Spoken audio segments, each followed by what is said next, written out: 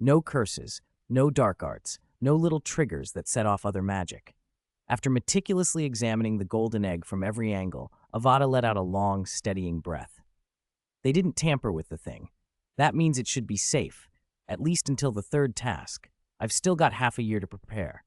He picked up the small notebook beside him, set his wand down, took a quill, dipped it in ink, and began to write.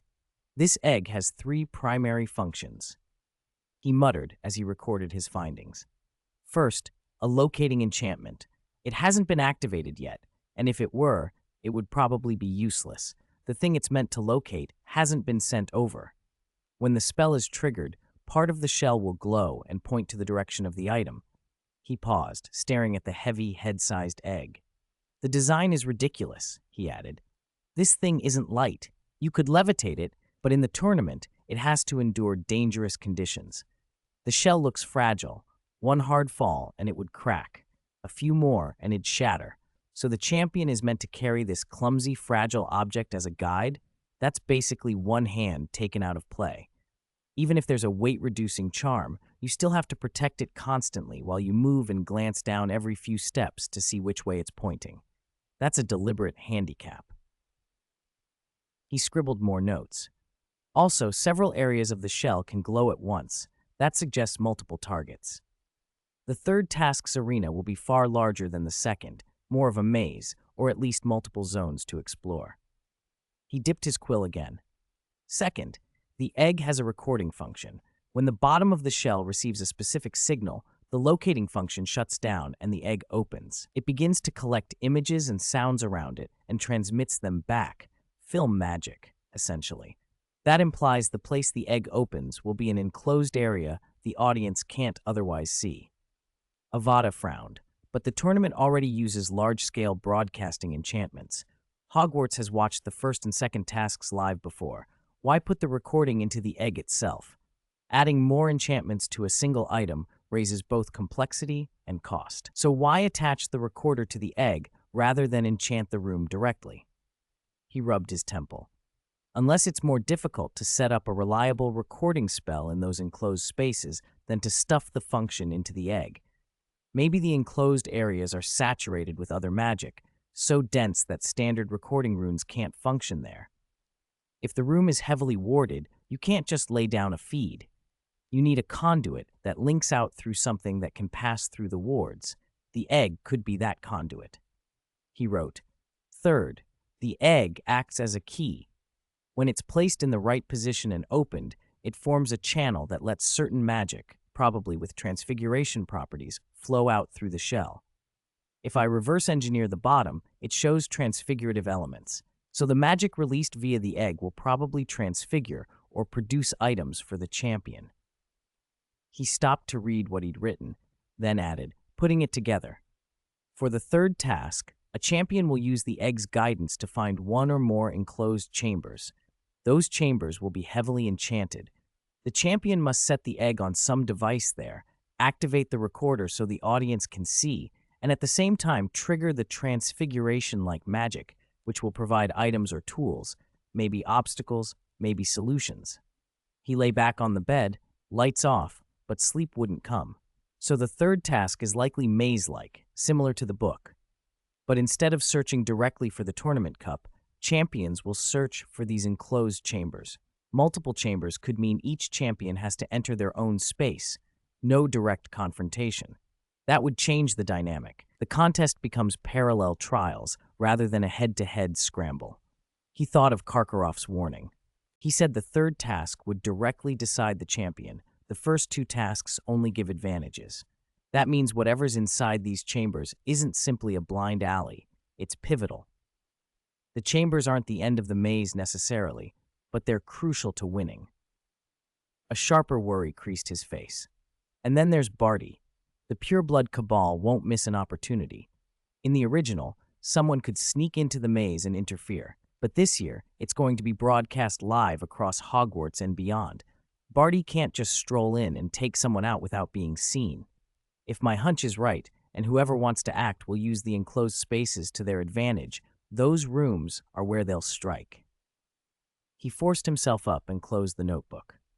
I need to warn Crumb and Fleur. Check their eggs. If Barty plans to pick on the weakest champion, I want them prepared. He blew out the candle but didn't sleep. The thoughts circled until dawn, the egg as a burden, a guide, a camera, and a key.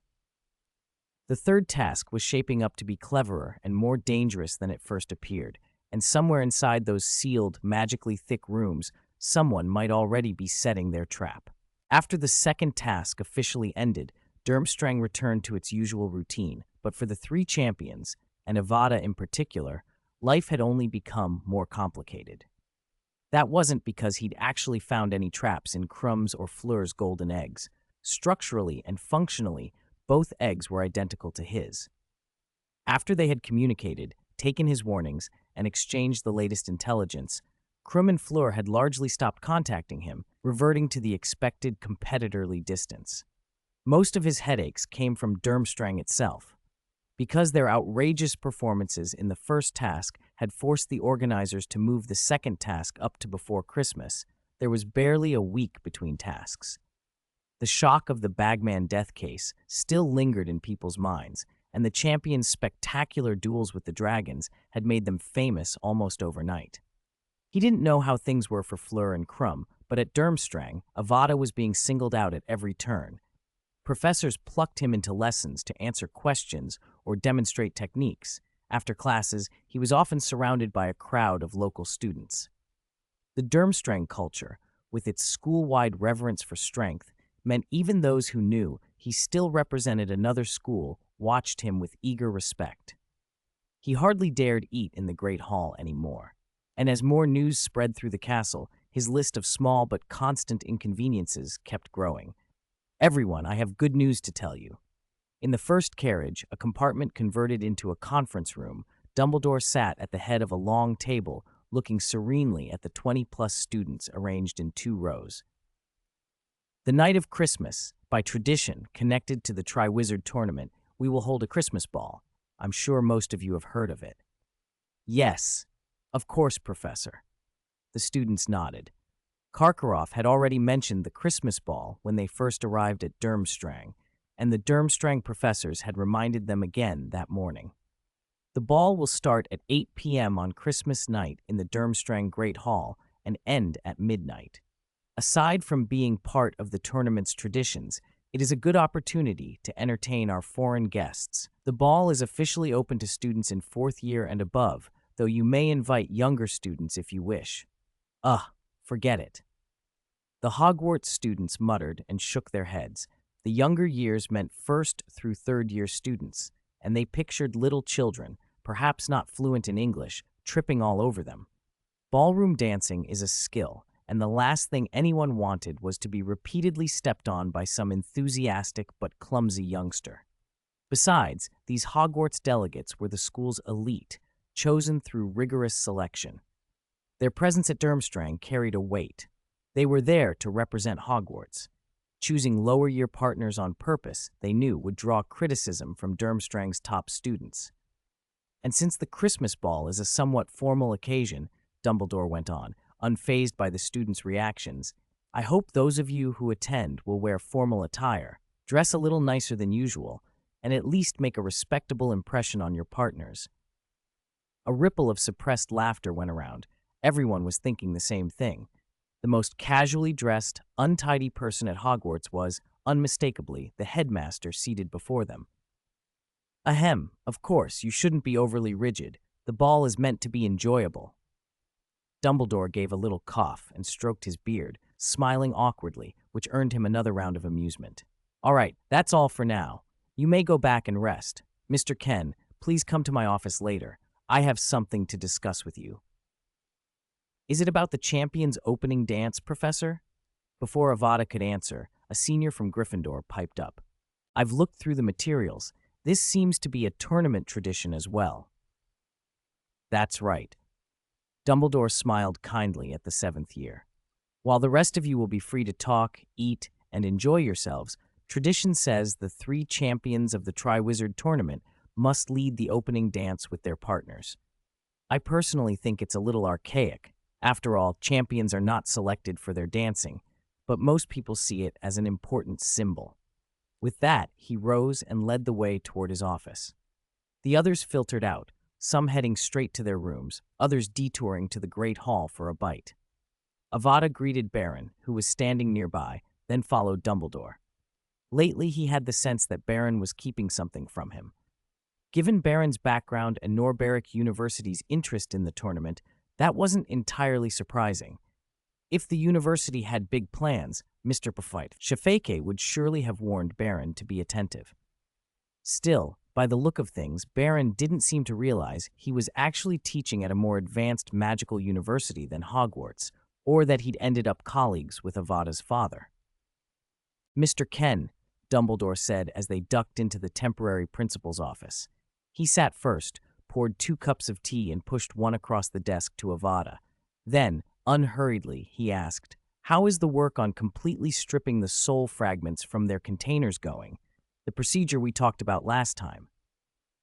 "It's finished, Professor." Avada sat up a little straighter at the answer. "Our plan was to deal with the Horcruxes over Christmas, so I haven't let it drop. Have you run any tests?" "Not with real Horcruxes." Avada answered carefully. "I performed simulated trials on equipment at Norberic University. My clone there doesn't carry a Horcrux, so the results aren't a perfect guarantee. With my current proficiency and the ability to perceive souls directly, I'm confident I could successfully cast the ritual in one attempt.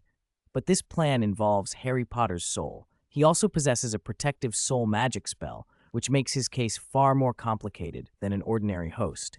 If I hadn't personally studied soul magic, Harry would be the most valuable and vulnerable source of material on Earth.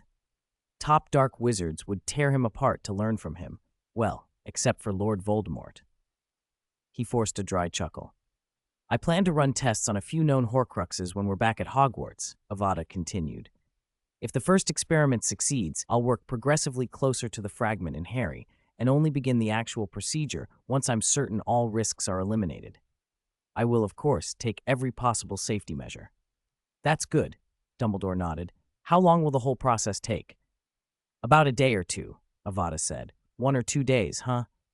Dumbledore stroked his beard, thinking, "That should be enough." Avada blinked.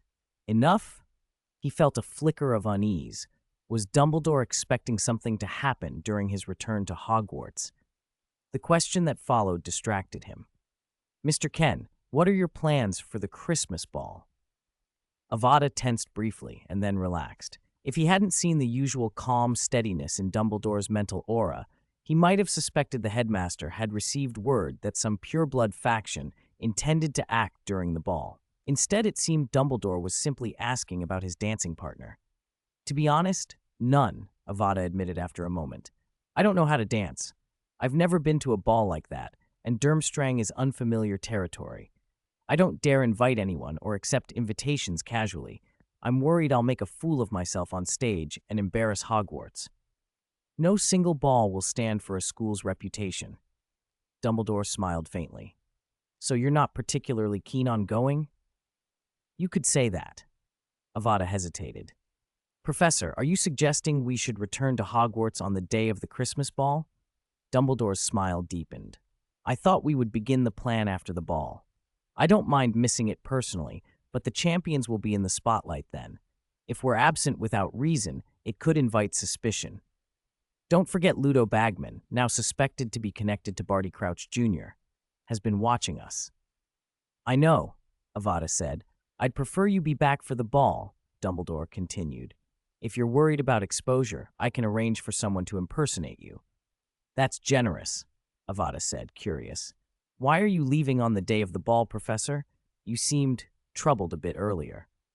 Dumbledore's smile faltered for the first time, but he maintained composure. "An old friend has invited me to discuss something very important, and he insisted on Christmas Day. I can't contact him to change it now, so I must go." He shrugged. "It's a one-way invitation. I won't miss it." "So you'll be gone that day," Avada said, forcing his voice to sound casual. "Will you also have someone impersonate you?" "I don't have the resources to find 2 convincing stand-ins," Dumbledore admitted with a small laugh. "But don't worry. I'll make sure the ball proceeds without incident. I can guarantee that." "That's a relief." Avada hesitated, then asked another practical question. "How good will the person impersonating me need to be?" Should I tell a friend to prepare? You can tell Shafake, Dumbledore said, as if he'd expected the question.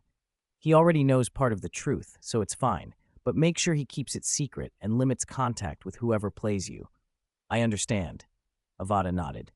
Anything else? Oh, by the way, would you like some pickled shark-flavored cockroach clusters? A specialty from Northern Europe. Quite novel. Dumbledore's tone was genial, as though offering tea biscuits. Avada declined as quickly as he could and left, but as the door closed behind him, he couldn't keep his face neutral.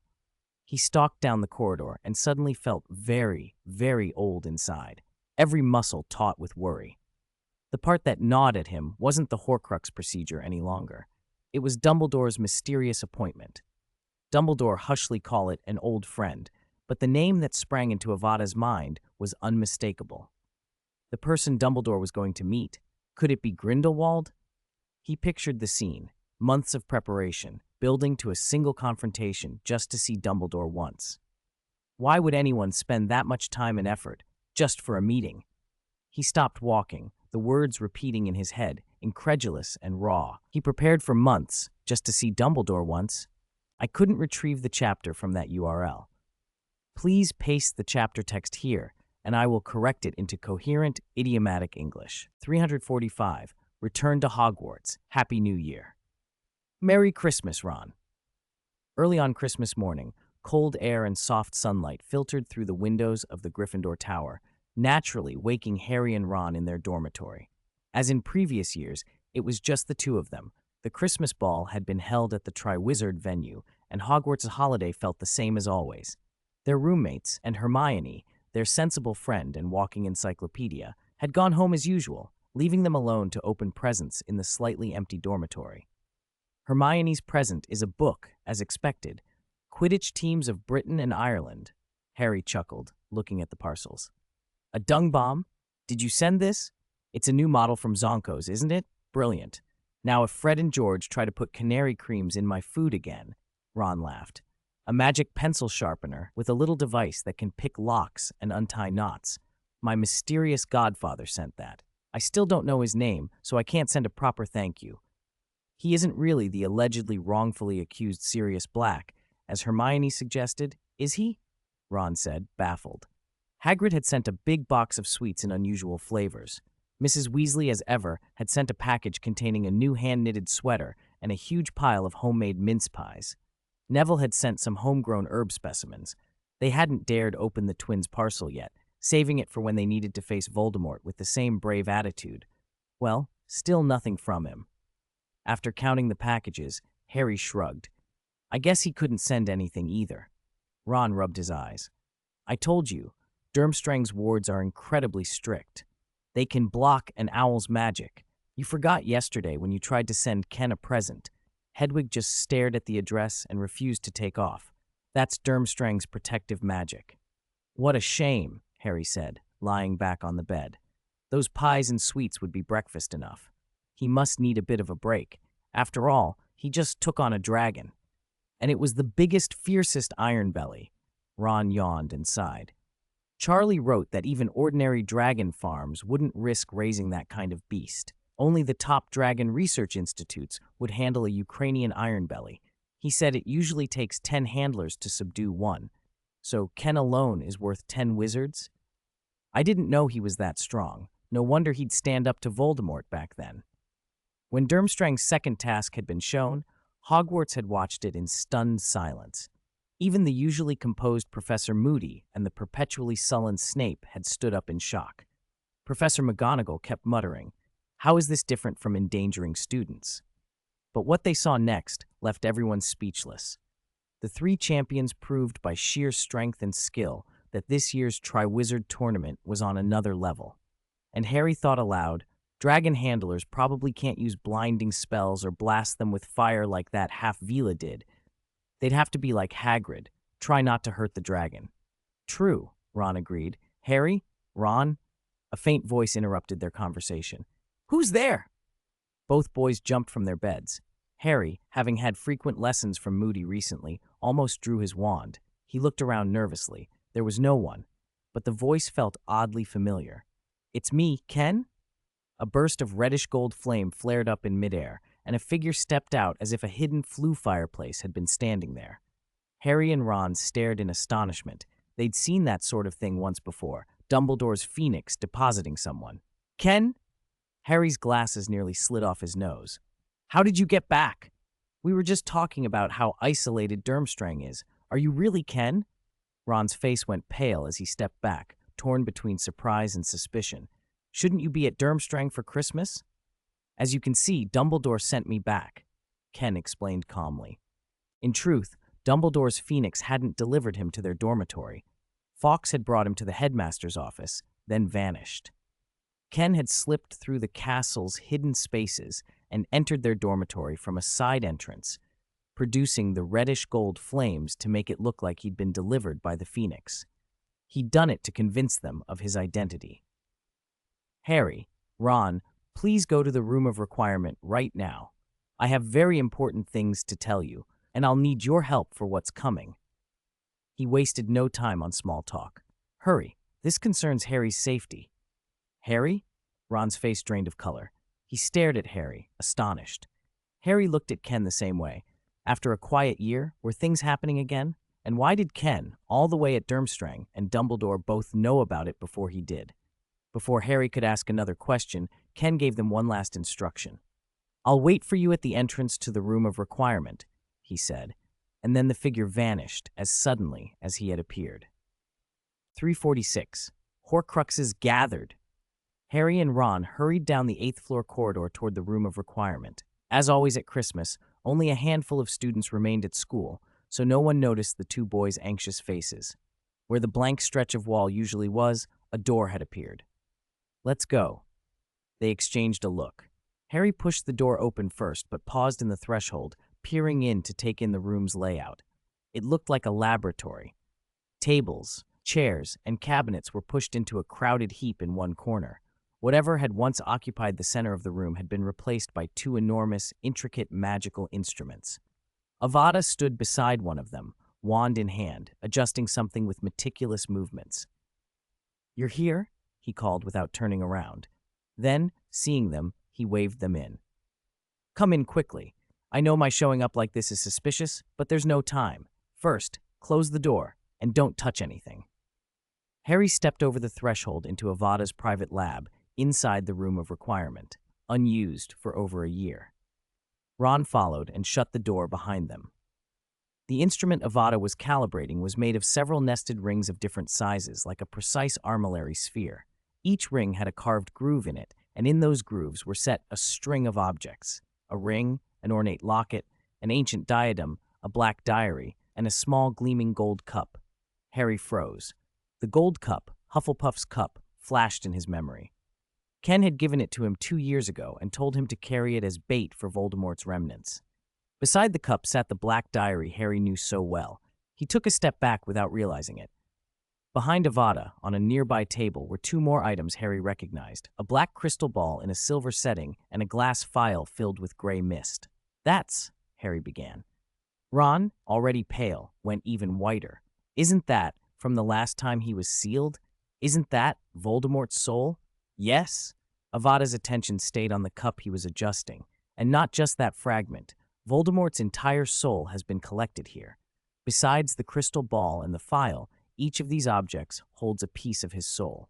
Avada paused long enough for a bitter little smile to cross his face. He was somewhat relieved that Dumbledore had been called away to meet the man suspected of being Grindelwald. Dumbledore's absence meant Avada hadn't had to explain the resurrection stone to him. When this was over, the stone would revert to being just another Deathly Hallow, uncursed and carrying none of Voldemort's life, and Avada could hand it back to Dumbledore, satisfying one of the headmaster's fixations. "Lord Voldemort split his soul into artifacts?" Harry asked. "This is a dark art called a Horcrux," Avada said. He straightened and stopped working for a moment. "A wizard can tear their soul and hide the fragments in specially prepared objects. Even if the body is destroyed, the piece anchored in a Horcrux keeps the soul tethered to the world. That is why Dumbledore could seal Voldemort, but not finish him." Harry's mind raced back to the chamber, to the diary's unnatural life, and to the basilisk obeying Parseltongue. So that's why the diary behaved like a real person, and why the soul fragment could use Parseltongue to control the basilisk. Ron, counting aloud with a shaking voice, started running his fingers over each object as if to make sure they were real. 1, 2, 3, 4, 5. His mouth fell open. 6, 7. He split his soul into 7 pieces. Avada shook his head. No, not 7. 8. 8. The boys looked from the objects to Avada, confused. Where's the 8th? Avada raised a finger and pointed not at the table but at Harry. As the boys' confusion turned into dawning horror, he spoke quietly, fixing Harry with his eyes. Harry Potter, he said softly, you can speak Parseltongue, speech of Slytherin, despite being a Potter. You could so perfectly deceive the diary. You survived the killing curse when it should have killed you. There is only one explanation for all of that. He looked straight at Harry and said slowly, each word clear and cool, you are the last Horcrux Lord Voldemort made. I am a Horcrux? Harry stared at his own hands as if searching for proof, then looked back at Avada. He tried to force a smile, but it looked like anything but. This has to be a joke. You're playing a trick on me, right? Avada said nothing. He only watched the color leave Harry's face. 347. Experiment begins.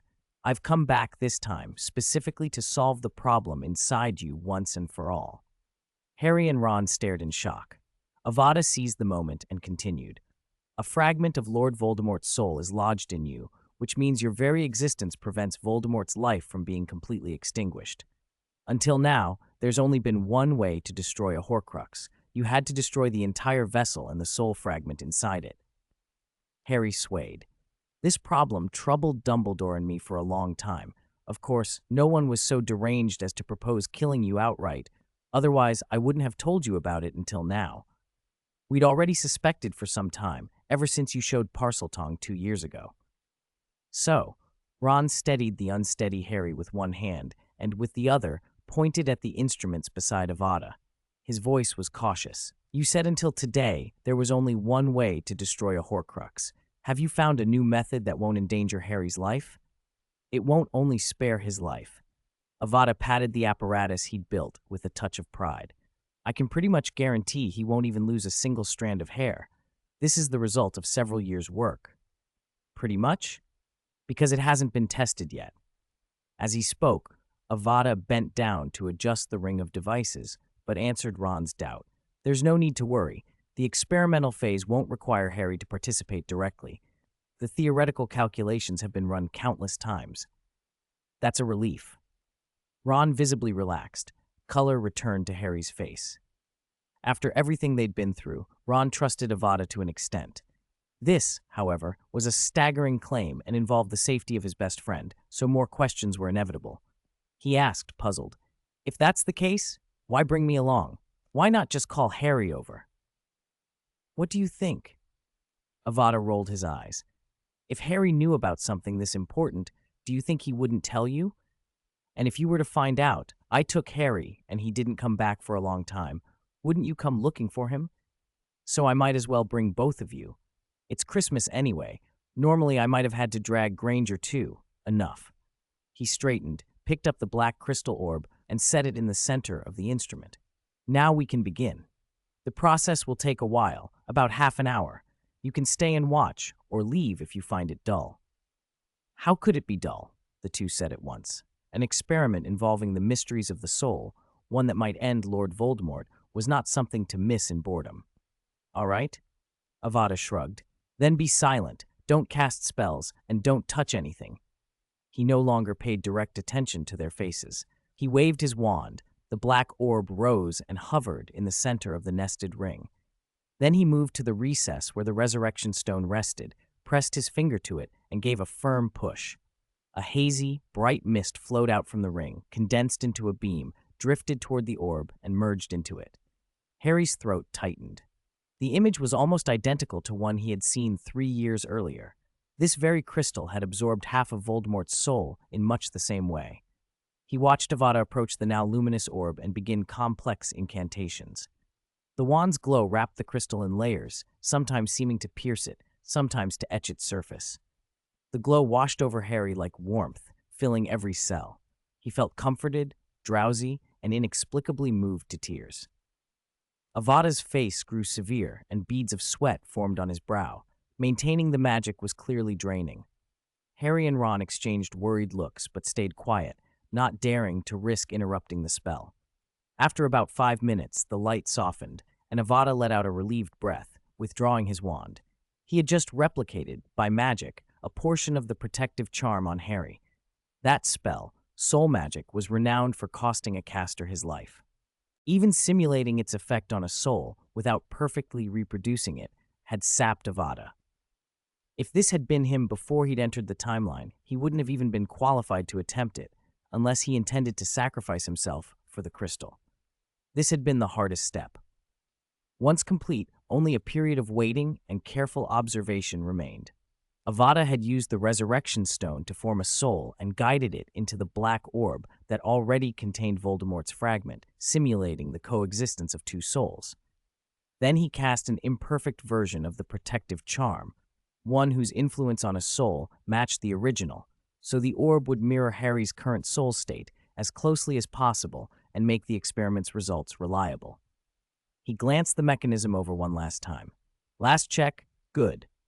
Avada exhaled, put more force into his next movement, and tapped his wand on the edge of the device. 348, the dehorcruxization of the crystal ball. After staring at every object in the room of requirement for what felt like the 100th time, Harry finally yawned. Ron yawned after him. When Avada activated the device, the rings set into it began to turn slowly. The other Horcruxes seated in the grooves began to orbit the central black crystal ball in steady paths, like planets around a sun. Beyond that, nothing obvious happened. At first, Harry and Ron had been excited, hoping to glean some deep, magical insight from the soul-separating apparatus. But after it ran quietly for more than 20 minutes, their moods slackened.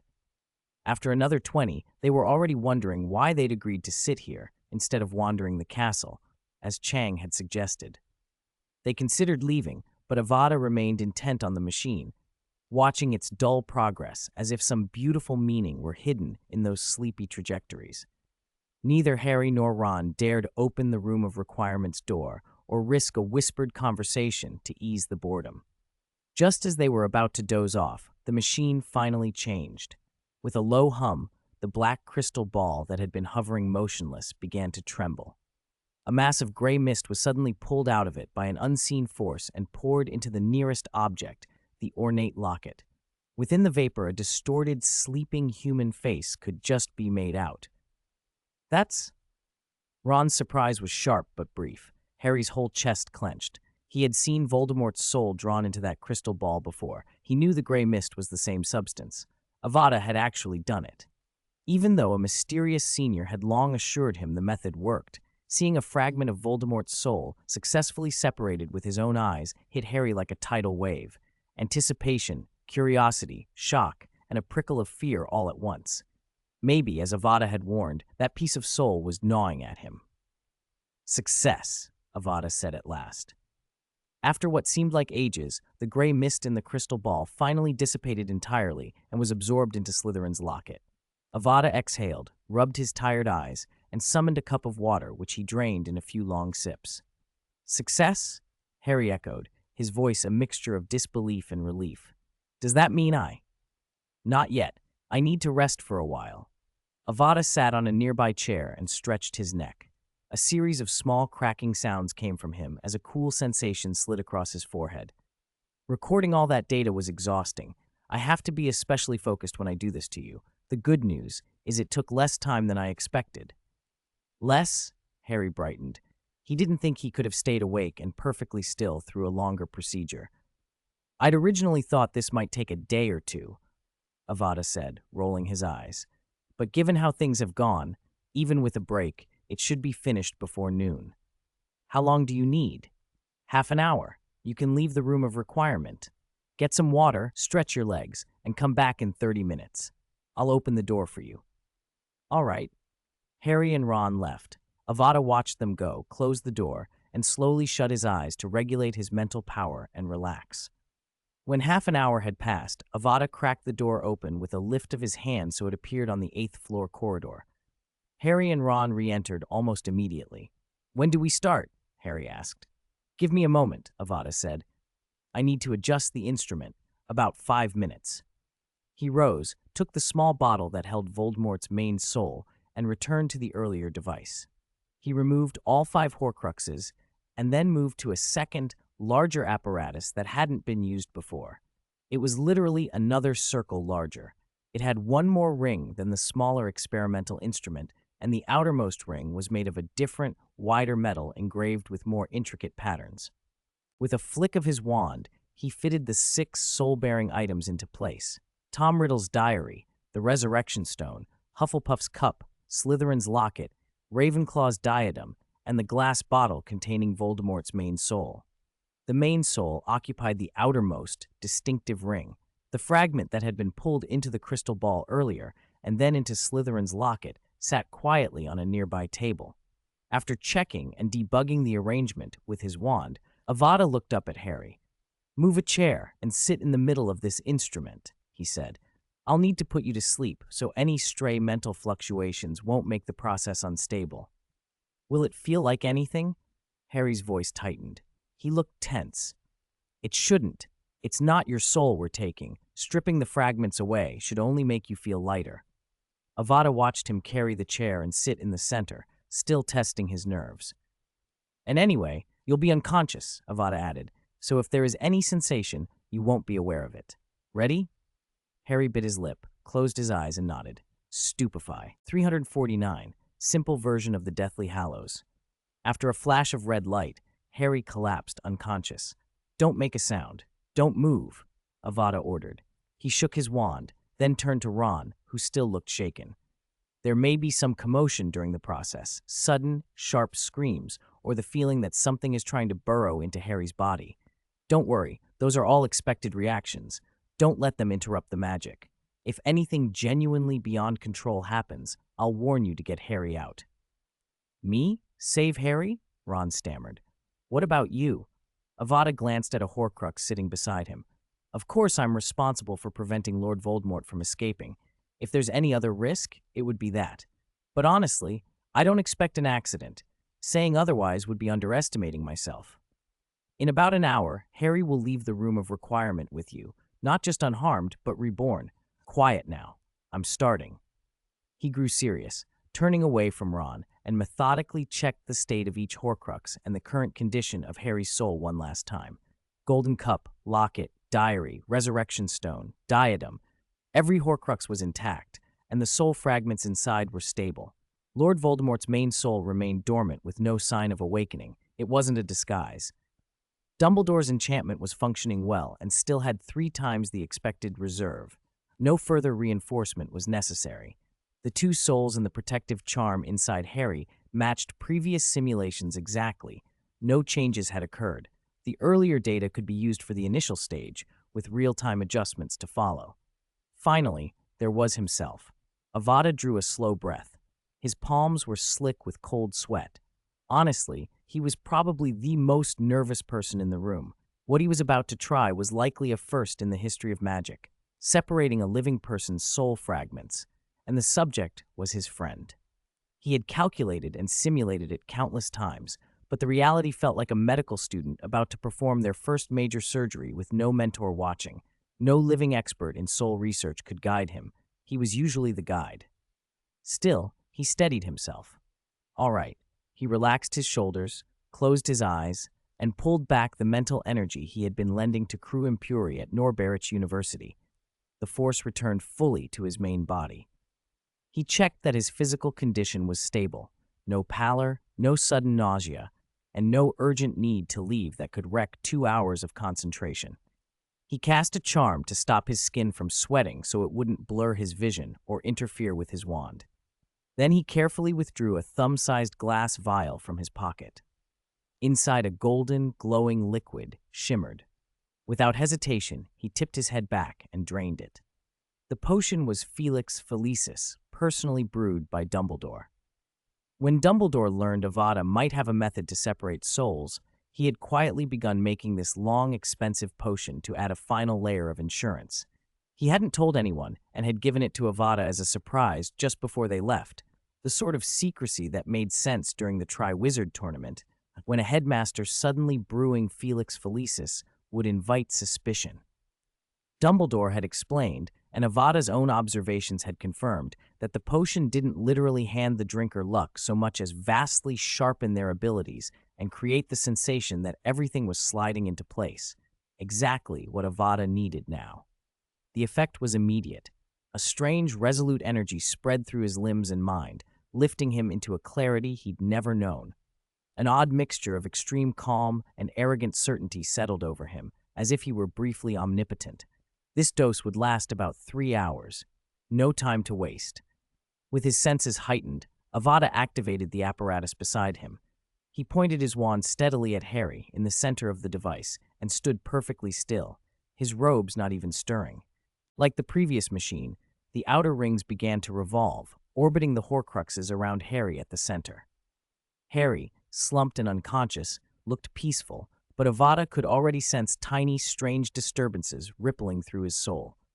The Horcruxes exerted a kind of gravitational pull on the fragment of Voldemort's soul lodged inside Harry, tugging gently while leaving Harry's own soul and the protective charm untouched. With each rotation, that fragment inched farther away from Harry's soul, attempting to detach and gravitate back toward its proper anchor. The fundamental principle of the apparatus was simple: confession. After learning the essence of the soul and almost completely understanding the old wand's method of simulated love, the once distant idea of a simulated confession had become achievable for Avada. In his view, confession was inherently part of love, the one emotion that springs directly from the soul, so simulating confession was even simpler than simulating love. He reproduced it with mechanical rings. Each ring could resonate with a soul fragment like the old wand had done, forcibly simulating the state of confession while precisely pulling at the portion of Voldemort's soul inside Harry. Because that fragment had coexisted with Harry for 14 years, Avada refused to use harsh methods. He chose to unsettle the fragment gradually, shaking it little by little until it slipped free without causing collateral harm. In short, the apparatus was a simplified version of the Deathly Hallows. 350. Soul stripped. Harry had a dream. In it, he saw a bloody, writhing thing, like a severed limb, thicker than a finger, but much slimmer and shorter than a human arm or leg. It didn't look like it belonged to a goblin or a house elf. It was something grotesquely malformed, as if the owner had been a misshapen dwarf. The skin was gone in places, the surface slick with blood. The thing had wrapped itself tightly around him. Its grip felt like it was growing into his flesh. Then the limb began to tremble violently and slowly peel off, as if some enormous invisible hand were wrenching it free. The bloody flesh stuck to his skin, sliding back and forth with each quiver. Harry was half frightened, half nauseated. He wanted to tear it away himself, but he couldn't move. He only watched helplessly as it trembled, the only proof time was passing. A nagging sense told him he should already know what this was, that someone had told him, but he couldn't remember, no matter how hard he tried. The room around him was empty. The struggling of the limb was the only sound. It kept being wrenched away, inch by inch, slow but inexorable. At last, it came free. For a moment he felt his whole body lighten, and an astonishing, reviving sensation flooded out from where the thing had detached, spreading through his limbs and bones, like dropping burdens he'd carried for years, like suddenly being able to fly. The limb stopped thrashing, as if it had exhausted itself, and was yanked outward faster and faster until it shrank to a red dot. Bang! A distant, dull thud, and then something inside his head slammed as if it was trying to break out of his skull. Ouch! That pain snapped him awake. Control returned to his body, and memories from before he'd fainted came rushing back, bringing understanding in a cold rush. That bloody limb. Was Lord Voldemort's soul attached to me? He remembered, with a sick feeling, that he had lived with that thing for 14 years. Ken had told him the procedure should be done while he was unconscious. So why was he awake? Had something gone wrong? Pain hit him again, fierce and sharp, as if whatever had been pulled out of his mind was still trying to get free. He hissed and reached up to press his forehead, afraid it would burst open. "Don't move," a familiar voice ordered him, and his hand froze. "This is the most crucial moment. Just a little more, and it'll be finished. Don't move. Hold on for a few seconds." Harry blinked. A curtain of thick gray mist filled his vision, and in it a twisted, tormented human face floated, the same gray fog he'd seen pulled from the crystal ball. The mist was being drawn from his forehead, precisely from his lightning scar, and poured into the ornate locket set within the innermost ring of the instrument nearest him. He understood why his head throbbed. From the mist, he could almost hear a thin, horrendous scream, pitiful and shrill, struggling to get back into his body. But the force drawing it was too strong. Bit by bit, the gray substance was being stripped away from him. The last wisp was sucked into the locket. The throbbing pain ebbed. The sensation of release left him dizzy and strangely exhilarated, as if he'd been reborn. He felt alive in a way he hadn't before. "All right, you can come out now. How does it feel to have your soul purified?" Avada's face had gone ashen. He tapped the instrument with his wand to shut it down, then managed a relieved smile. Good heavens, that feeling! Harry pushed himself up, surprised, stretching his limbs. How had he not known how wonderful it was simply to move and sense things properly? He also noticed the holly wand in his pocket seemed to hum with warmth, sending him echoes of that first moment when he'd first held it. Ollivander had insisted the wand had chosen him because of his connection to Voldemort. But now, with the last remnant of that connection gone, the wand felt closer than ever. Maybe it had always been attuned to his true self. The thought made Harry's mouth pull into an involuntary smile. "Right, stop grinning like a fool," Avada said, chuckling. "I think Hogwarts is a better place for you to get used to your new self than the Room of Requirement." He eased Harry's chair back and glanced at Ron, who was still staring wide-eyed at Harry, frozen. "We were lucky. If Harry had moved a moment ago and left the central area, you would have had to hold him down." "So, you really did it?" Ron asked, staring at the locket in the inner ring, remembering the gray mist being drawn from Harry's forehead. "That was Voldemort's soul? That thing was parasitic on him for 14 years? And I didn't even know," Harry said, still shaken. "I can't imagine. If you and Dumbledore hadn't sealed Voldemort away when you did, he would have come back eventually. If I'd been alive then, he couldn't have died. All right, if there's nothing else, you can leave." Avada drank a restorative potion, which only slightly brought color back to his face. "Next, I still need to deal with the Horcruxes, to deny Voldemort any means of survival. Or would you like to watch? Handle them? Are you going to destroy them outright?" Harry asked, staring at the little objects set into the ring. He still barely knew their names. Many of them looked ancient and beautiful.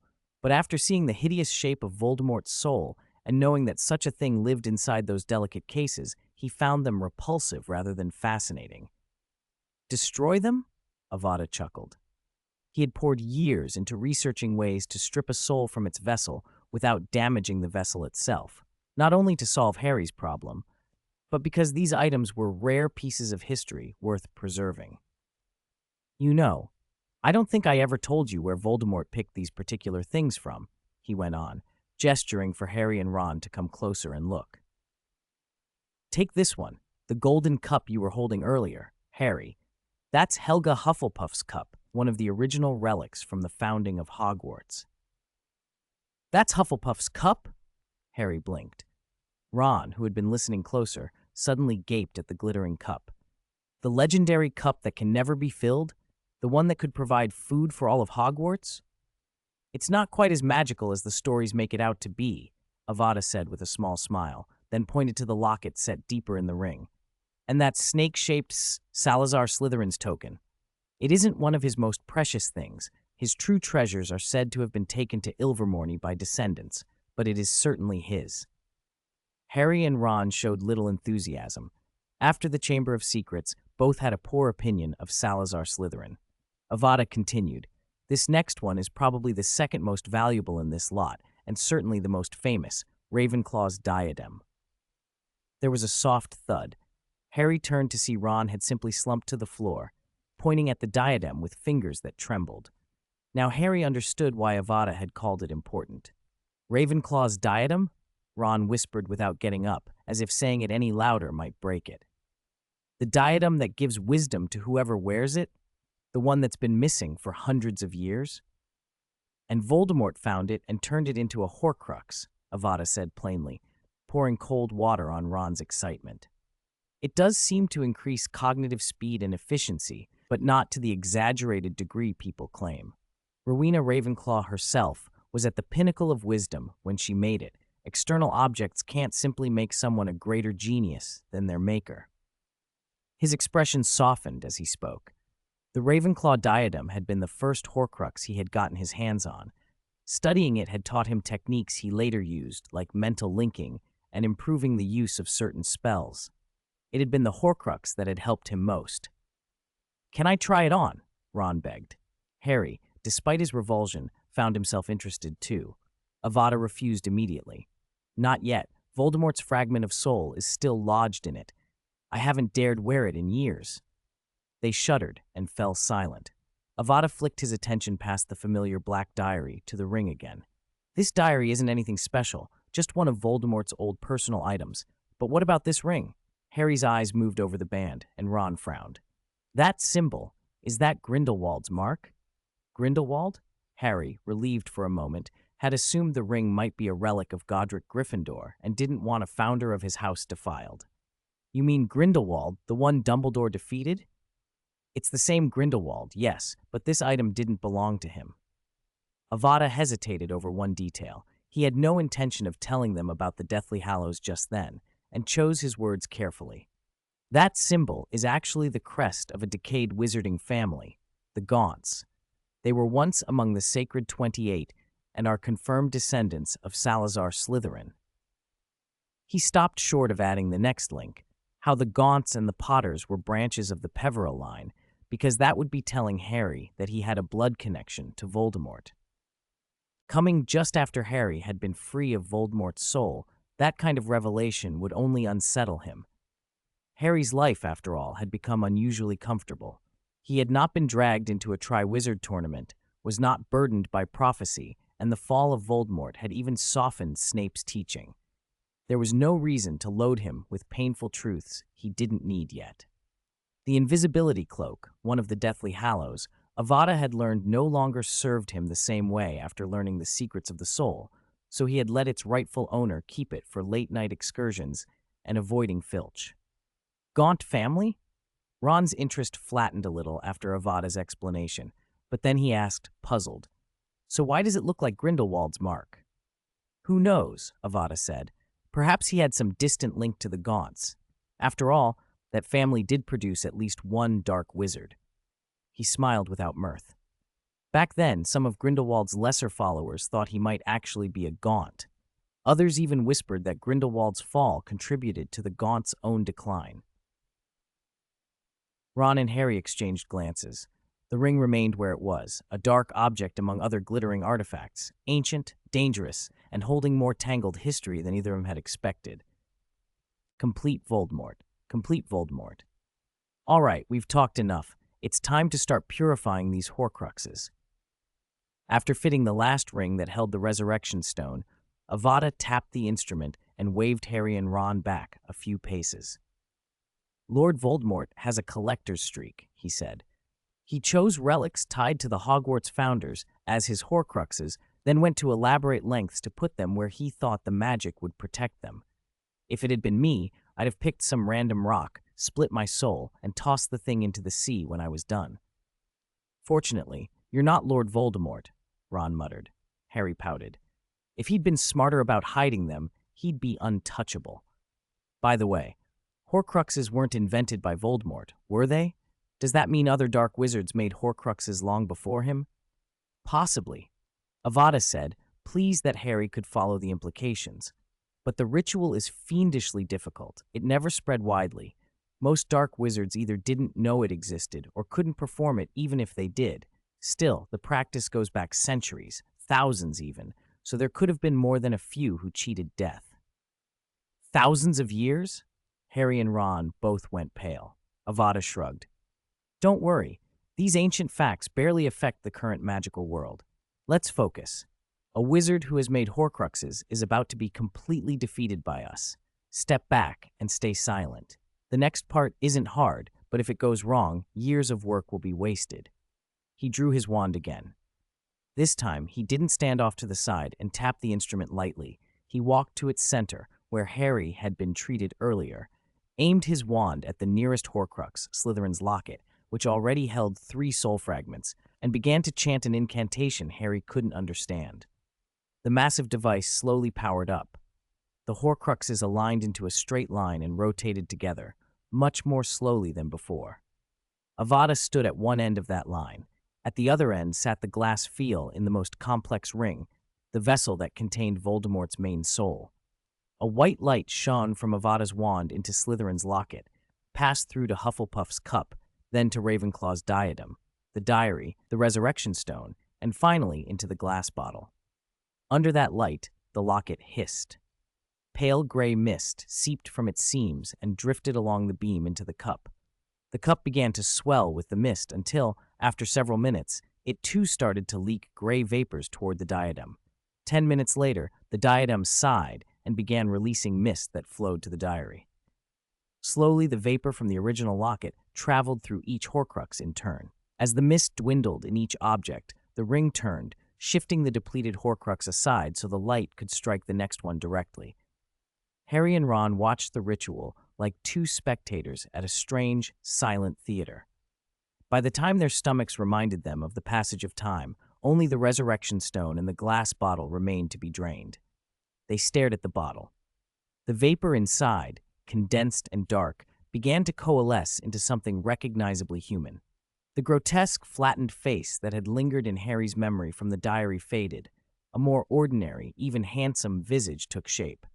Harry's heart thudded as he compared it, quietly, in his mind, to the Tom Riddle he'd seen before. The face in the bottle grew more and more like Riddle's, as if the soul were knitting itself back together. Finally, the last wisp of gray vapor was drawn from the resurrection stone into the glass phial. Avada, who had been sitting on the ground and bracing his wand arm on his knees, let out a long, exhausted breath and lay back without a care for dignity. He didn't even sheath his wand. "Is it over?" Harry asked, voice low. "It's over," Avada replied, weak but clear. "Now smash that phial and Voldemort is gone. He has no body, no Horcruxes, only his main soul, which has been forced into that phial. Once its vessel is destroyed, his soul will dissipate." Harry hesitated. "I'm not going to destroy it here." "Not a private end, then?" "A public one," Avada said. He looked toward Ron and nodded approvingly. With what little energy he had left, he made the phial float into his palm and slipped it into his pocket. His death will be a symbol, a visible end to the old order, a beginning for a new one. And for something like that, the more people who know, the better. 353, the Christmas gift that arrived as expected, yes. Harry sighed, his voice full of feeling. Burdened by the responsibility of defeating Lord Voldemort and having faced 2 life-threatening crises caused by him, Harry had a clear sense that Voldemort's terrifying power wasn't just a product of his own strength. The real driving force behind him was the invisible support from others. He had seen it firsthand in his second year during the Chamber of Secrets, how those stubborn pureblood factions worked together, step by step, pushing their agenda and exposing their hatred of Muggleborns. "So when do you and Dumbledore plan to take him down for good?" Harry asked as Avada slowly regained his strength and tried to stand. "Not too long," Avada replied after a pause. "If everything goes smoothly, we can probably make it public next year. If things don't go smoothly, it could be even sooner." "Sooner?" Harry and Ron exchanged a quick glance and then fell silent. Although they were still students, they'd seen enough to read danger in that short answer. Avada noticed their silence and kept the rest to himself. He had already confirmed that the person posing as him was actually Peter Pettigrew, and Pettigrew could not do anything that harmed Harry, whether out of Pettigrew's own motives or because of the binding oath. Those considerations didn't change the plan. After regaining a bit more strength, Avada got to his feet. Under Harry and Ron's somewhat reluctant gazes, he began to clear the table. He packed away the items that were no longer Horcruxes and the crystal ball, tapped a couple of instruments to fold into a nearby suitcase, and waved his wand to move the remaining clutter in the corner back to its original places. His laboratory returned to order. He put his wand away and reached into his pocket, drawing out a crimson feather.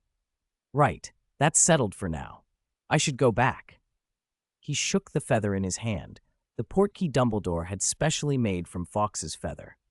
Phoenix Fire teleportation could bypass most spatial protections, and when a wizard of Dumbledore's caliber forged a portkey from a phoenix feather, there were very few wards in the world that could hold it back, not even Durmstrang or the Room of Requirement.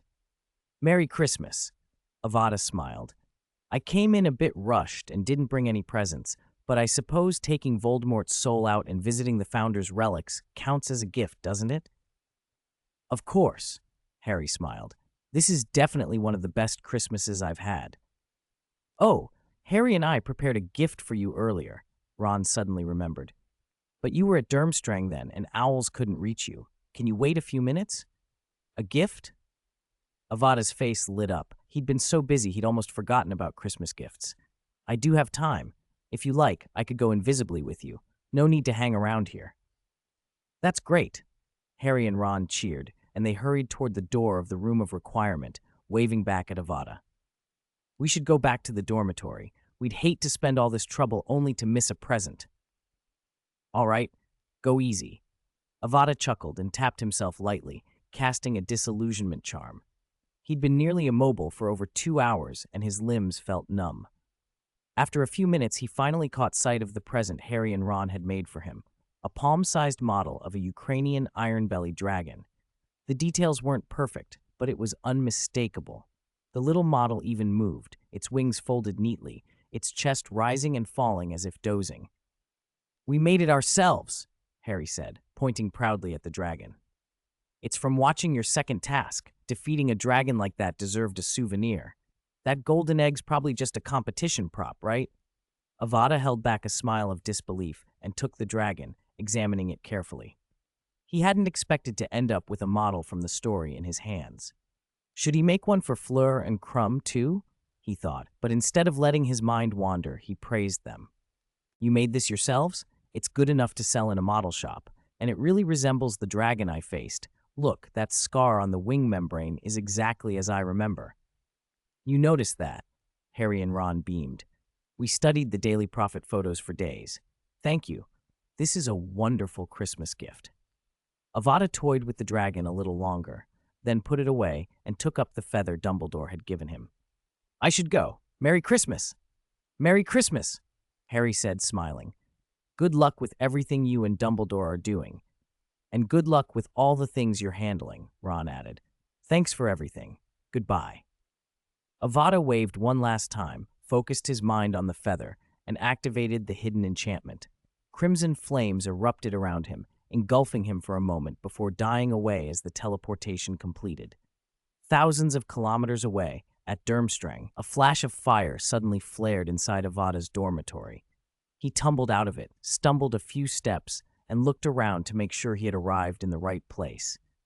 A smile spread across his face. This trip was much smoother than I expected. He wondered how Dumbledore's meeting with that mysterious person had gone.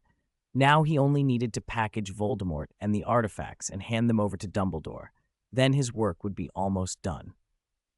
With that thought, he cast another disillusionment charm over himself and left the dormitory, heading toward Dumbledore's office. The plan had gone too smoothly. The imposter who had been posing as him should still be at Durmstrang, and he needed to make sure no one saw through his movements. It was afternoon. The Durmstrang students had already gone to their castle for classes and would probably stay there until the Christmas ball ended around midnight, leaving the corridor empty and silent, which made Avada's disillusionment charm feel a touch redundant.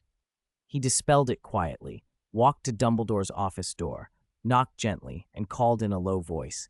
"Professor, are you there?" A slightly puzzled voice answered from behind the door. When the door swung open of its own accord, an aged face peered out. "You are, Mr. Ken?" Avada sized up the face.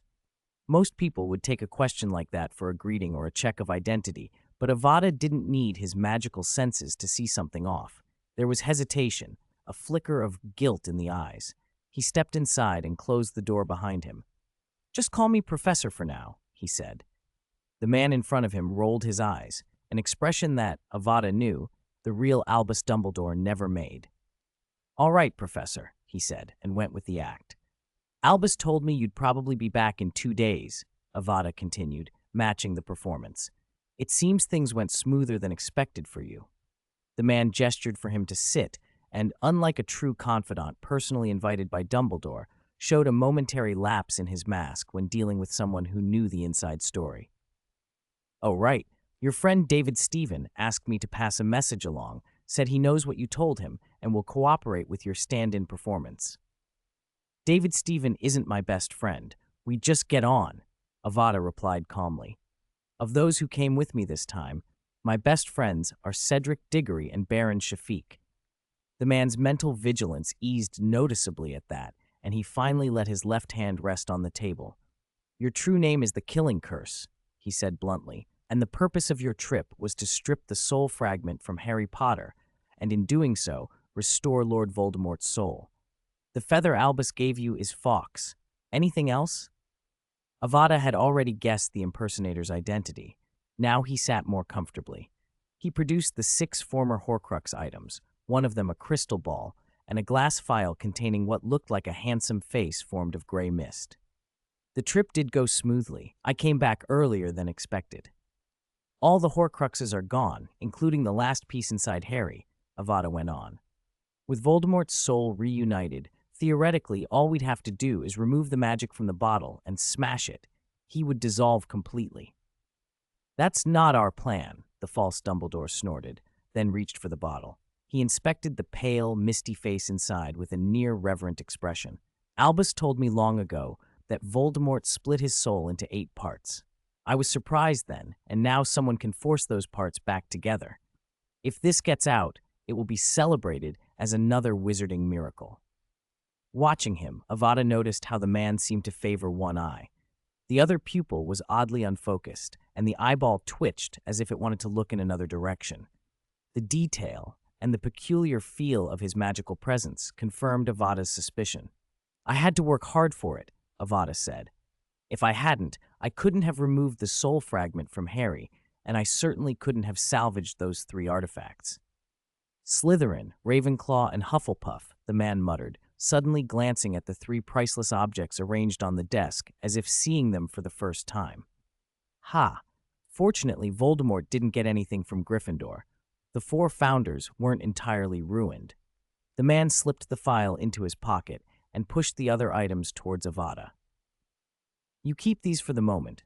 When Albus returns, you and he can decide what to do with them. And that crystal ball seems to belong to the Shafiq family. The way you used it when capturing Voldemort was impressive.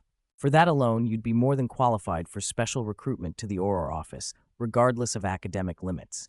He looked at Avada with unmistakable admiration. Rufus wasn't exaggerating when he praised you. If anything, he understated it. Avada's mouth twitched. "Professor Moody," he said, "isn't this a little obvious? I thought you were supposed to be at the Christmas ball tonight." "Of course I know," the impostor replied. He sounded unperturbed. In fact, he would have been disappointed if Avada hadn't seen through the disguise. "No need to keep pretending when it's unnecessary. I don't do method acting like Snape." A burst of fire cut him off. A sudden flare erupted nearby, and Avada saw Moody's reflexes in an instant. Wand out, a shield charm flaring up to enclose him and Avada. The man they'd been speaking to stiffened and stared warily at the figure stepping through the flames. The real Albus Dumbledore emerged, chuckling softly, a familiar hand stroking Fawkes the Phoenix perched on his shoulder. "Ha!" he said, looking straight at the identical face still bristling behind the shield. "Your disguise didn't last long, Alastair. This is a placeholder. An attempt to fetch the chapter from https Hogwarts-My Name is the Unforgivable Curse/Forgivable Curse, Chapter 355, failed with the following error. Error. Fetch of URL.com novel 53F4. Hogwarts My Name is the Unforgivable Curse, Chapter 355, service AI. Failed. The server returned an empty chapter. If you can view the chapter on the original website, try opening that URL directly and retrying the request. It's also possible that you're trying to retrieve an AI-translated version of a novel that isn't available in AI-translated form. 3FD6. Resurrection Stone. Moody kept his wand leveled at Dumbledore, silent and unblinking, as if he hadn't heard what Dumbledore had just said. "All right, Dumbledore pushed his glasses up warily. The first time I contacted you this year was May 10th, and the contact in which you impersonated me was last Wednesday. Before that, you were hiding in a safe house. The secret signal we set to confirm identity was milk toffee. He stopped and looked at Moody, who still wore Dumbledore's face. When you explained the plan to me, what point did we disagree on? A beat or two passed before Moody answered. You still don't trust Wormtail, even though he's bound by an oath. All right. Moody finally relaxed a little, dispelled the shield charm with a flick, and began counting on his fingers. First, the timing of the two contacts. The second contact was described by the day of the week, not the date. My location, the secret signal. It all fits. Welcome back, Albus. Things seem to have gone even smoother on your end. Silence was Dumbledore's only reply. Avada felt his eyelids twitch. So that whole exchange, seemingly a straightforward confirmation of identity, had been code all along? Was such vigilance really necessary? It was one thing to be cautious against himself, but Moody had just interrogated the most powerful wizard in Britain. If someone could wring that sort of information out of Dumbledore, what good was hypervigilance? And from Dumbledore's words earlier, Moody hadn't seemed to fully trust Peter Pettigrew either. Had he found something odd about Peter? Or was it merely the instinct of a legendary auror? Dumbledore sighed again, helpless. I thought having Fawkes bring me here would be enough to prove my identity, though I suppose if the materials in this room had been more complete, you'd have already sprinkled a little anti-thief waterfall on me. I really wanted to do that, Moody muttered in Dumbledore's voice, grumbling to Dumbledore himself. The sight struck Avada as absurd. Before I retired, I suggested installing anti-thief waterfalls at every ministry entrance, even the simplest revealing potion. Those fellows always complained about the budget. It's ridiculous. How many times have Death Eaters slipped into the ministry in the last 10 years? Ken. Dumbledore ignored Moody's rant and turned his attention to Avada. You returned sooner than I expected. How did it go? Smooth? Extremely smooth. Moody, irritated at being ignored, cut Avada off and produced the glass bottle from his pocket, the bottle containing what appeared to be Lord Voldemort's entire soul. He handed it to Dumbledore. I don't know where you found a genius capable of this. If I hadn't seen it myself and confirmed you weren't joking, I wouldn't have believed a soul shattered into pieces could be put back together. It succeeded? You confirmed it? Dumbledore's beard trembled almost imperceptibly. He took the bottle, pulled out his old wand, closed his eyes, and examined it carefully, feeling its essence. Avada and Moody fell silent, waiting. It's whole. After 5 or 6 minutes, Dumbledore opened his eyes, a mix of awe and disbelief in them. His voice trembled with wonder. This is a complete soul. No missing parts, no trace of having been split. Did it really work? Such a broken, wicked soul, actually restored by outside means, Moody murmured. Cough, Professor. Seeing Dumbledore's hand shake as he stroked the glass, Avada decided to change the subject slightly. Since the Horcrux matter is resolved, I have something to give you. Oh? What is it? Dumbledore's attention was already partly drawn away from the bottle.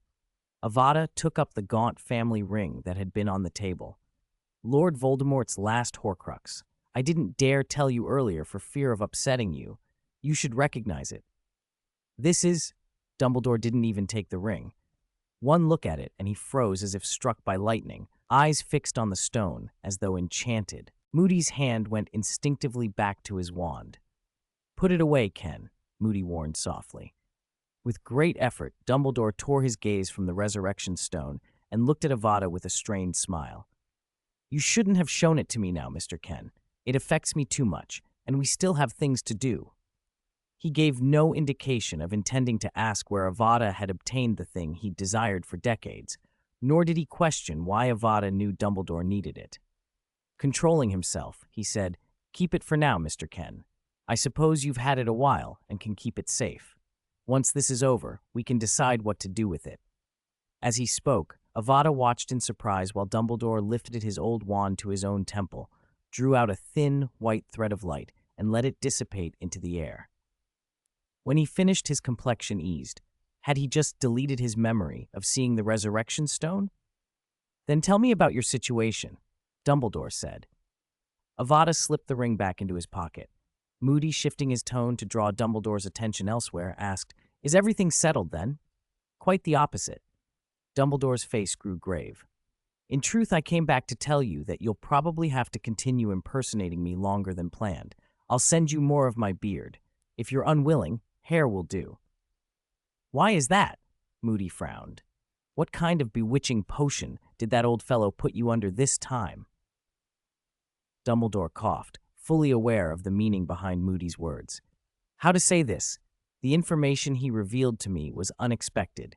Too many variables have suddenly increased, and our original plan must change accordingly." 357. Unexpected variable. A variable? What variable? Moody snapped to attention. Has our plan been exposed, or is a third party about to intervene?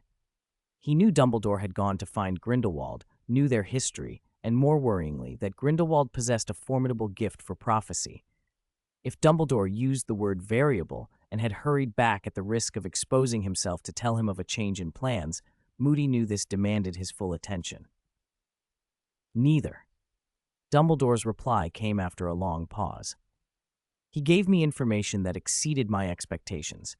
I told you earlier that, from the intelligence I gathered through my own channels, certain pure-blood families intend to kill me this year. I have never understood what gave them the confidence to set that goal, or how they plan to do it, until Grindelwald just told me the specific details.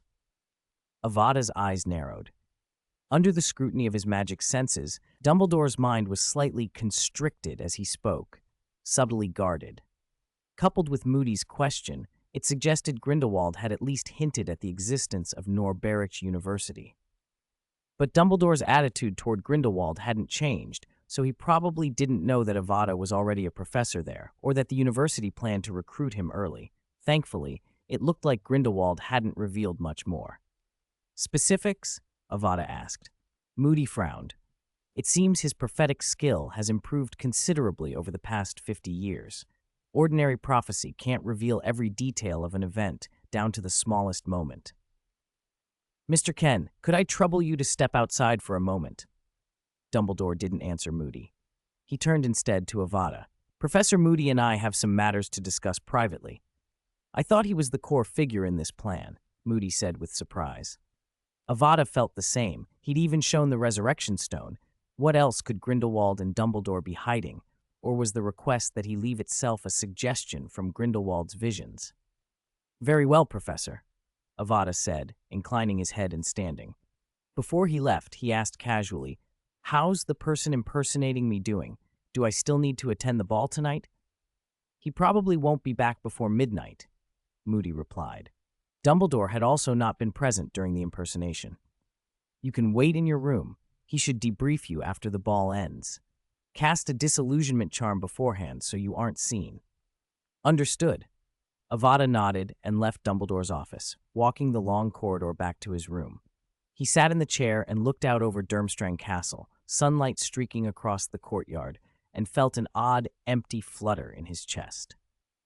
Lord Voldemort, the Dark Lord who in the original timeline took 7 years to finally fall, who resurrected and tore the wizarding world apart, whose curse had even cost Dumbledore his life, was now reduced to a glass bottle. All of the instruments that had made him terrifying were neutralized, and it would take nothing more than enough force to smash a bottle to finish him off.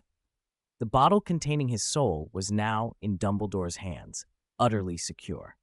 Even if someone took it, the bottle was useless. In the original story, Voldemort's wandering soul could return because his Horcruxes anchored him to the world, allowing reconstitution in a body. This time, the moment that bottled fragment of soul left its container, it would be drawn away by some deathly power and dissipate on contact with the air, rendered irretrievable. So even if Death Eaters got their hands on the bottle, all they'd have left was a curious ornament. The face of Tom Riddle inside was, admittedly, handsome. In short, Voldemort could now be considered truly dead, like a porcelain bowl that fell from a shelf and was caught by the door, not shattered, but utterly unusable. Although Avada had already designed and sealed Voldemort's main fragment in his second year, realizing that Voldemort was in fact irretrievably gone left him with a faint unreality, as if a long chapter had finally closed, and he could relax forever. He dismissed the thought with a half-smile. What annoyed him more was the stubborn pure-blood faction. Once the university's existence became public, they would be the most extreme opponents, and that fight would demand everything of him. And there was the longer-term problem of integrating with Muggles once wizarding society stabilized, another battle still far off, but one he expected to live to see. Oh, right, about the university. A small, nagging memory pushed itself forward. According to Norberic's requirements, he was supposed to send himself an admission invitation. He'd planned to post it by owl once back at school, but his schedule had been too tight and he'd forgotten. He cursed softly. If he didn't send it, protocol would be broken. He'd have to find a way to slip past Durmstrang's wards and step outside to receive the letter in person, then return without anyone noticing. Breaking the wards and stepping out quietly wasn't difficult for him. The harder part was pinning down Durmstrang's true location in the world once he was outside, then returning to that precise spot. Dumbledore had solved that problem with a portkey he set up in advance, but Avada wasn't inclined to go through that trouble. He pulled out paper and pen, leaned over the table, and began to analyze the enchantments woven into the castle's wards, calculating how best to complete the brief errand without drawing attention. Thud, thud, thud. As the light outside the window dimmed, a knock at the door pulled Avada from his thoughts. "Mr. Ken, may I come in and speak?" The voice was rougher than he expected, Moody's, but with Dumbledore's cadence. "Come in." Avada rose and opened the door. Alastair Moody stood there, still wearing Dumbledore's face, the soft beard, the half-moon spectacles that slipped down his nose and were pushed up in that awkward, habitual way. "Professor, are you finished talking?" "We're done." Moody gave a small nod. "Albus just left. I've also got to attend the Christmas ball. I'll be staying here impersonating Dumbledore for a while, at least until the third task of the Triwizard Tournament begins." "That long?" Avada asked. He'd expected something short, enough to get information from Grindelwald and be done. Was it really going to last months? Had Norberic University really recruited Dumbledore? "That's quite a stretch," Moody shrugged. "A bit, but the results will be worth it." He reached into his pocket. "Oh, and he asked me to give you this before he left." Moody opened his palm. 3 bright scarlet phoenix feathers lay there, glinting with faint, deliberate magic. Avada took them, careful not to damage the delicate barbs. "More phoenix feathers?" he said. "Like before," Moody replied. "They're specially made portkeys, can bypass Durmstrang's blockade without trouble. You know how to use them. I don't need to teach you." Moody hesitated, then added, "One difference. These feathers have a message from Dumbledore recorded inside. Tap the base with your wand, and it will play." "A message from Dumbledore? Why not tell me himself?" Moody's grin was sly, and the sight of Moody's rough expression plastered over Dumbledore's serene face made Avada uneasy. "You'll see when you use it." He looked down at the feathers. "One of these is for you," Moody continued. "The other 2 are for the other champions. Give them one each and show them how to use it. They're all identical. No need to label them. That's all from me. I'd better go to the ball." He rubbed at his beard, trying for Dumbledore's benevolent smile. "Farewell, Mr. Ken." "All right, Professor. Goodbye." Moody closed the door, and a moment later could be seen hurrying across the courtyard into the warmly lit bulk of Durmstrang Castle. Avada watched him go, then turned his attention to the feathers in his hands. The runes and charms on them were exactly as Moody described, portkeys that also contained recorded information and fixed destinations. He set the 3 feathers on the table, drew his wand, and inspected each in turn. It took him more than an hour. Finally, he sat back, cracked his neck, and let out a long breath. The designated destinations were within Durmstrang, and there were no obvious tricks, no dangerous detours, no malicious enchantments. He allowed himself a cautious relief. The combination of Moody, Polyjuice, and Portkeys had a very bad history in his mind. He remembered what such mixtures had led to in the old stories. No matter how trustworthy someone seemed, prudence was required. Confidence, barely eking in, settled in. He picked up one feather and tapped its base. The message unfurled. Avada's face shifted as he listened. Surprise, incredulity, amusement crossed it in rapid succession. Small, involuntary noises escaped him, hisses and mumbles of disbelief and delight. When he finally lowered the feather, he sat very still for a long moment, then smirked. The same sly curl of mouth Moody had worn a minute ago. "Dumbledore has really pulled out all the stops this time," he said to the empty room. "No," he muttered, amusement edged with respect. "A scheme this clever, and the ability to get it into place, belongs to Grindelwald, not old Albus." He chuckled. "But then again, the older the ginger, the spicier the bite." He straightened, put the feathers away, and returned to work on ways to break through Durmstrang's shielding. Time blurred as he plotted and adjusted spells. A sudden noise in the corridor snapped him back. He cast a quick disillusionment charm and melted into shadow. The door creaked. The room brightened as someone entered. A man, dressed in a formal suit and wearing Avada's face, looked around as if searching for someone. He closed the door behind him and spoke to someone out in the hall, then turned and called, "I'm here."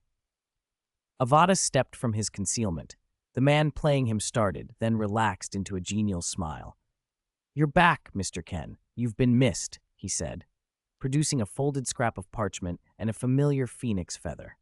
"Mundungus Fletcher, pleasure assisting you. I recorded everything that happened while you were gone. Mission complete. I'll be moving on." He handed over the parchment and clutched the feather to his chest. Without waiting, Mundungus tapped the feather, activated its portkey, and vanished in a blink, as if anxious not to waste another second. He ran fast. He probably knew how deep the water was here and didn't want to linger. Avada watched the last spark drift away and shrugged. "Mundungus Fletcher, that original Order of the Phoenix member who specializes in petty theft. Dumbledore actually used him to impersonate me?" "He did seem to fleece a lot of people," someone else replied. "I hope he didn't do anything sordid while wearing your face. But from the way he looked just now, there wasn't a hint of guilt, so either Dumbledore told him how important this was, or Baron and the others kept a close eye on him." Avada unfolded the parchment Mundungus had left and began reading the day's record of Mr. Ken, as the man had written it. Folded, the sheet had seemed small. Opened, it nearly covered the whole table. Mundungus's notes were astonishingly thorough. He had logged almost every word and action from the impersonation, minute by minute, and even included a few quick sketches, one of which showed the hairstyle and clothing of the person who had danced with Mr. Ken that evening. According to Mundungus, he had deliberately arranged for a seventh-year Hogwarts student, someone Avada knew socially and could easily talk to be the partner, so Avada wouldn't be drawn into conversation with a stranger. The sketches were deliberately sparse, just enough detail to identify the student later without giving Mundungus away. Avada was surprised. In his mind, Mundungus had been a grubby, untrustworthy thief, slippery, undisciplined, the sort of man who would pocket anything not nailed down. That this level of intelligence work had come from him was unexpected. Was it Dumbledore giving too strict an order, or Moody breathing down his neck? As the glow of Christmas faded, and the third task of the Triwizard Tournament still refused to hurry up, the champions drifted out of Durmstrang's sight, and the students settled back into the rhythm of the holiday. No one would guess that, on the otherwise unremarkable night of the Christmas ball, something occurred with the potential to change the wizarding world, an event whose technical specifics, if made public, would reverberate through the community. The knowledge of it relaxed Avada. 2 days after the ball, he found a chance to pass the 2 phoenix feathers to Krum and Fleur and explained exactly how they should be used. He imagined how they would look reading the contents. A few days into the holiday, he managed to bypass Durmstrang's shielding, slipped beyond its wards, and set Crew Impuri to meet his main body and deliver the acceptance letter and enrollment contract. One less thing to worry about. Back at Norberic University, Principal Miranda Goshawk reported that Grindelwald was forbidding visitors. Avada, however, already knew what Grindelwald had been planning and didn't lose sleep over it. He was only mildly curious what Grindelwald had been doing with Dumbledore or others during that time. With the holidays in full swing, students emptied the university. Norberic treated breaks humanely. Even with responsibilities to half the realm, they still granted a proper holiday. No extra classes, no forced overtime unless something urgent popped up. And then came the best news of the season, an achievement on Avada's main project at the university that dwarfed ordinary triumphs. Half a month earlier, the research Avada had been conducting with Belby, finding a way to cure the werewolf curse, had reached a major breakthrough. They had discovered a method, completed in a single surgical procedure, that permanently removed infectivity and prevented the full moon transformations. Volunteers who underwent the operation retained their sanity on full moon nights, no longer changed into wolves. Besides growing a little more body hair, they were functionally human. The result was permanent. The only reason it wasn't a cosmetic, total erasure of every residual werewolf trait was cost. Removing the last trace of the curse with current techniques was prohibitively expensive, beyond what most people could afford. The treated patients were, for practical purposes, indistinguishable from normal folk, and the team decided those results were ready for clinical use. There was another subtle advantage to leaving a small residual of the curse. Legally and biologically, the treated people would still be classified as werewolves, meaning they wouldn't be susceptible to reinfection by other werewolves. A minor practical benefit, but an important psychological comfort for anyone who had suffered the trauma of being bitten. To celebrate the success, the project team, Avada and Belby among them, held a 2-day banquet, then collapsed gratefully into the Christmas break. The only downside was that the university would not allow them to make the discovery public immediately.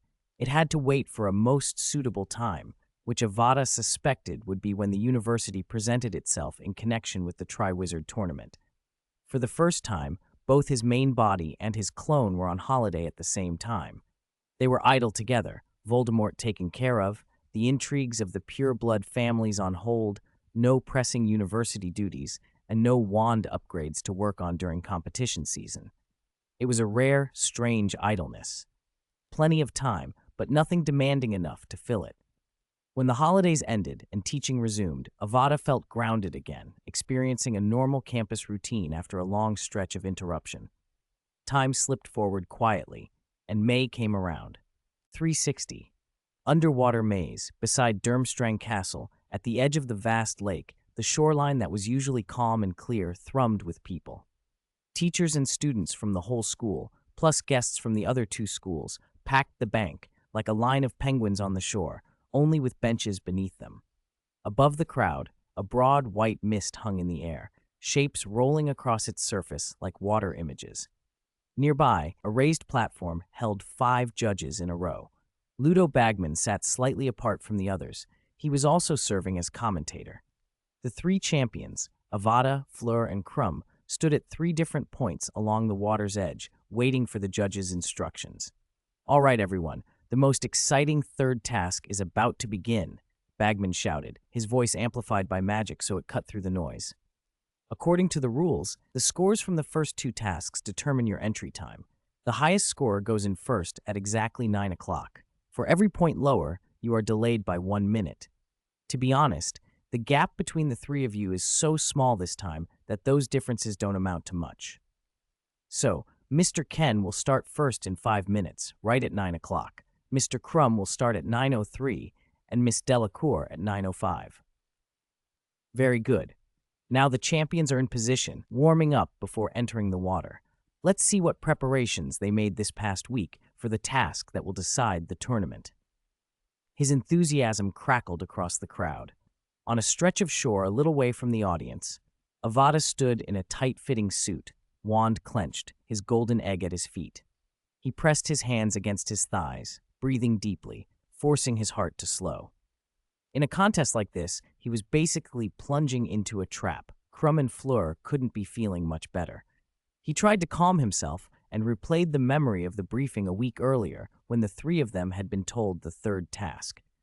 A week ago, in Karkaroff's office at Durmstrang, Avada, Fleur, and Crumb had sat upright in a row opposite the headmaster's large desk, and Ludo Bagman, though everyone in the room suspected the man posing as Bagman, was not what he seemed. "There is 1 week left until the 3rd task," the faux Bagman read from a parchment. "You should now be told the specifics of the 3rd challenge so you can use this week to devise strategies and train." Bagman's voice had been smooth as he continued. "The 3rd task is an underwater maze." Avada had already known the task's nature from Dumbledore's warning, but hearing it read aloud still pricked a sour sense of déjà vu. This was like stitching the second and third tasks from the original story together. It made the whole thing that much harder. This task will take place in the lake at Durmstrang, Bagman went on. During the contest, you must use your talents, the golden egg you won in the previous task, and the various props we have placed underwater. The ultimate goal is the Tri-Wizard Tournament trophy, which has been hidden somewhere beneath the lake. The champion who retrieves the trophy first will win. The three champions' faces went serious. They had known the gist of the task already and suspected the man in front of them wasn't Bagman, but the performance was part of the rules. And the golden eggs in your possession, Bagman added, nodding as if in answer to their looks, are used to locate and activate the ghost ships we've placed underwater at Durmstrang. These ghost ships are provided by the organizers, Durmstrang, and have the ability to teleport instantly through the water. We place the trophy 3,000 feet down, too deep to swim to in a reasonable time, and ordinary magic cannot withstand the pressure at that depth. This year's Tri-Wizard tournament is different from previous ones. We are doing everything we can to ensure the champion's safety. 3,000 feet, nearly a kilometer. Avada had bristled inwardly. Is this meant to turn us into human submarines? Dumbledore knows the truth, sure, but how could the other judges and the ministries of Britain and France approve such a thing? Do they truly trust Strang's ghost ships that much? Back on the shore, Bagman's voice cut through Avada's thoughts. Mr. Ken, please note, you will start in 10 seconds. The countdown began. Avada felt an odd sudden pressure like he needed to pee, of all the times for nerves to act up. He swallowed and tightened his grip on his wand and the golden egg. The mist above the crowd shimmered as his every action was projected there, and Bagman began to narrate in professional tones, analyzing each spell. Avada raised his wand and set to work. Bright charms leapt from the tip in rapid succession: bubblehead charm, warming charm, pressure resistance enchantments, acceleration magic, preparations for the hostile environment below. The projection on the mist traced each spell, and Bagman's commentary ran alongside. It seems Mr. Ken has decided to rely on his own strength in a very unfriendly environment and has made full preparations. He's stopped casting now, has picked up his golden egg. He's ready to go in. 10, 9, 8, 7. The countdown finished. 3, 2, 1. The competition begins. With the command, Avada pushed off with his legs. Wand in one hand, golden egg in the other, he dove straight into the lake. The calm surface tore apart in a loud splash as he plunged beneath the water.